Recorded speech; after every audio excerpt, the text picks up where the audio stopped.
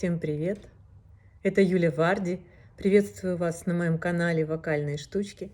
Этот канал для всех без исключения, кому интересно развитие голоса, для профессионалов и любителей. И здесь я буду знакомить вас со своей работой, публиковать видео с уроков с моими студентами и объяснять некоторые теоретические вокальные штучки. И хотя вокал – это вещь сугубо практическая, которую невозможно изучить ни по книгам, ни по видео, здесь я хочу прокомментировать некоторые вокальные мифы. Можно ли управлять звуком? Прежде всего, давайте разберемся, что же такое звук.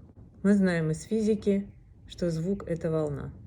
Однако в вокальной педагогике господствуют такие образы, как форма звука, круглый он или овальный, или еще какой-то, цвет, темный, светлый.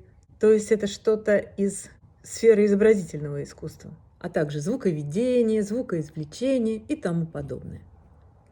Но применимы ли эти образы к тому, что происходит в реальности? Давайте разберемся. Итак, с точки зрения физики, звук – волна. Скорость распространения звука примерно 340 метров в секунду. Это больше 1000 километров в час. И когда вы поете, ваша звуковая волна мгновенно распространяется. Это уже результат ваших действий, того, что вы делаете. Поэтому управлять звуком просто невозможно. Вы можете управлять только своим голосовым аппаратом. Более того, ориентироваться во время пения на свой звук также непродуктивно. По той простой причине, что мы слышим в реальности только 2% собственного тембра. Да-да, всего лишь 2%, представляете? Это уже давно доказано учеными.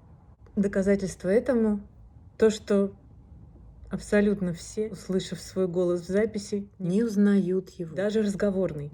С первое впечатление это шок, это что-то чужеродное, неужели это мой голос? Людям кажется, что они звучат на самом деле выше или ниже. Почему это происходит? Возьмем простой пример. Например, такая ситуация. Вы с кем-то находитесь в помещении, и этот человек вам что-то говорит, обращаясь к вам.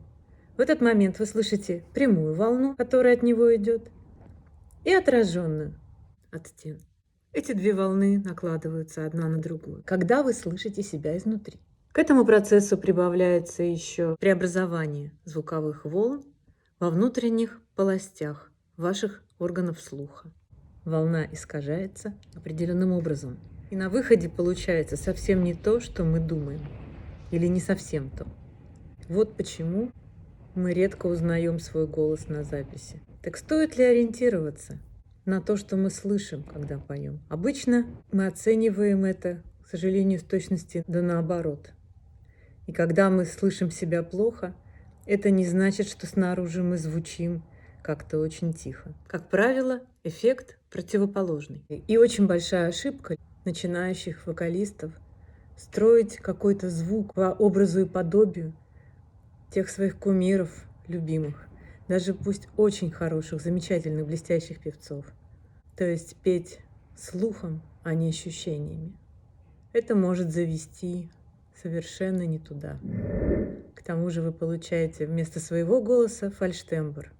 Это же относится к теме подражания любимым исполнителям. Ориентироваться в пении нужно не на слух, не на то, что кажется вашим ушам, а на ощущения внутри вашего тела. В идеале мы должны знать, как управлять своим голосом. Но об этом в следующих наших выпусках. Подписывайтесь на канал, заходите на мою страницу в Instagram, присоединяйтесь, ставьте лайки. С вами была Юля Варди, и до встречи в следующих выпусках.